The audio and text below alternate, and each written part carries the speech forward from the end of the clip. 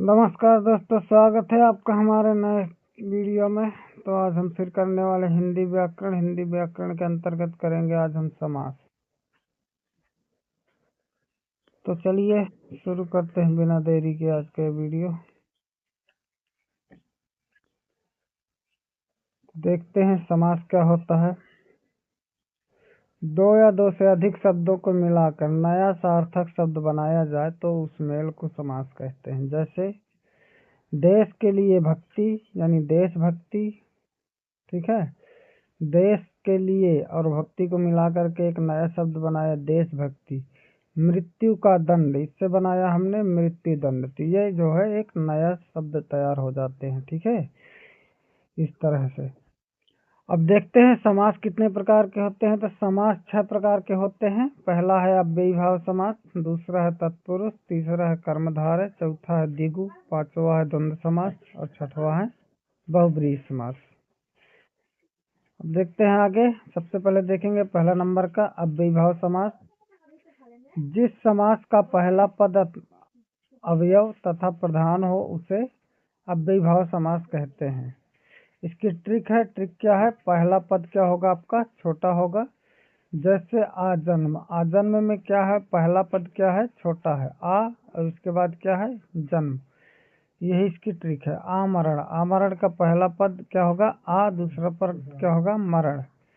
यथाशक्ति, तो इसमें क्या होता है, पहले पद में देखो इसमें लगा हुआ है अव्यय लगा हुआ है, ठीक है। फिर उसके बाद दूसरा पद शक्ति, फिर यह है प्रति, प्रति क्या है, अव्यय है, और ये दिन। तो इस तरह से पहला पद प्रधान हो या तो फिर अव्यय हो तो वो क्या कहलाएगा, आपका अव्ययी भाव समास कहलाएगा। तो इन दोनों में आपका पहला पद क्या है, अव्यय है, यथाशक्ति में और प्रतिदिन में। अब देखते हैं नेक्स्ट देख लेते हैं क्या है। नोट, एक ही शब्द कई बार आए, पुनरुक्त यानी दोबारा रिपीट हो तो भी अव्ययी भाव समास होगा। जैसे हाथों हाथ, तो हाथ बार बार रिपीट हो रहा है, हाथ और हाथ, तो यहाँ पे अव्ययी भाव समास होगा। रातों रात, रातों रात का मतलब है रात प्लस रात, यानी कि 2 बार रिपीट हो रहा है, तो यहाँ पर अव्ययी भाव समास होगा। दिनों दिन, यहाँ पर दिन 2 बार रिपीट हो रहा है, तो यहाँ पर भी क्या होगा, अव्ययी भाव समास होगा। अब आता है आपका दूसरा तत्पुरुष समास। जिस समास का दूसरा पद प्रधान हो तथा दोनों पदों के बीच का कारक चिन्ह क्या हो, लुप्त हो, मतलब हटा दिया गया हो, तो उसे तत्पुरुष समास कहते हैं। ठीक है, इसकी दूसरा पद छोटा होगा। अव्ययी भाव में क्या था, पहला पद छोटा था, और तत्पुरुष में क्या है, दूसरा पद छोटा होगा। जैसे यश प्राप्त, तो यश को अगर हम इसका विच्छेद करेंगे तो यश को प्राप्त। तो यहाँ पर देखिए यश प्राप्त में ना को शब्द लुप्त है, क्या है, को शब्द लुप्त है। जैसे कि विद्यालय, विद्यालय के लिए घर, विद्यालय का मतलब क्या है, विद्यालय के लिए, विद्या के लिए घर। तो यहाँ पर क्या है आपका, के लिए, विद्यालय में के लिए शब्द जो है लुप्त है। जैसे राजकुमार है, राजा का कुमार, तो राजकुमार में का क्या है, लोप है, ठीक है ना। यहाँ पर बताया गया है ना, चिन्ह लुप्त रहता, कारक चिन्ह, तो कारक चिन्ह यहाँ पे यश प्राप्त, विद्यालय और राजकुमार में क्रमशः देखेंगे तो को, के लिए और का, ये तीनों क्या है, लुप्त है। इनका जब विच्छेद करते हैं तब पता चलता है। चलिए आगे बढ़ते हैं तत्पुरुष में। तत्पुरुष समास के 6 भेद होते हैं। कौन कौन से, पहले 3 हम देखेंगे। पहला है आपका कर्म तत्पुरुष।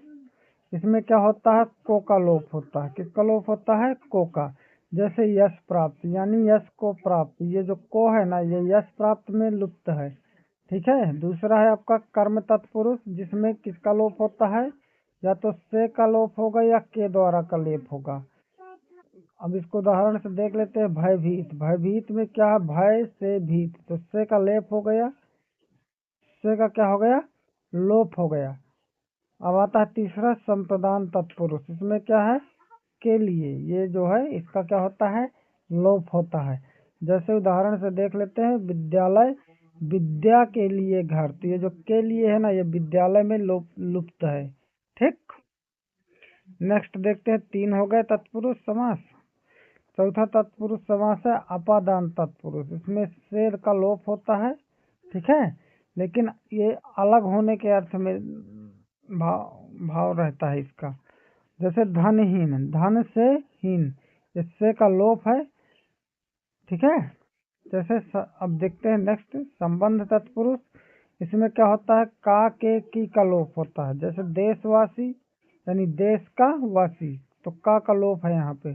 घुड़दौड़, घोड़े की दौड़, तो घुड़दौड़ में की का लोप है। अब देख लेते हैं 6 नंबर अधिकरण तत्पुरुष में और पर का लोप होता है। इसका उदाहरण देख लेते हैं, लोकप्रिय, लोकप्रिय में का लोप है, ठीक है। इसका अगर विच्छेद करेंगे तो क्या होगा, लोक में प्रिय। जब समास विग्रह करेंगे तो क्या होगा, लोक में प्रिय। चलिए आगे देखते हैं, तीसरा नंबर समास है कर्मधारय समास। तो इसमें क्या होता है, जिस समास का उत्तर पद प्रधान तथा दोनों पदों में विशेषण विशेष या उपमान उपमेय में संबंध होता है उसे कर्मधारय समास कहते हैं। ट्रिक है इसकी, विग्रह करने पर मध्य में है जो या के समान आते हैं, है जो या के समान।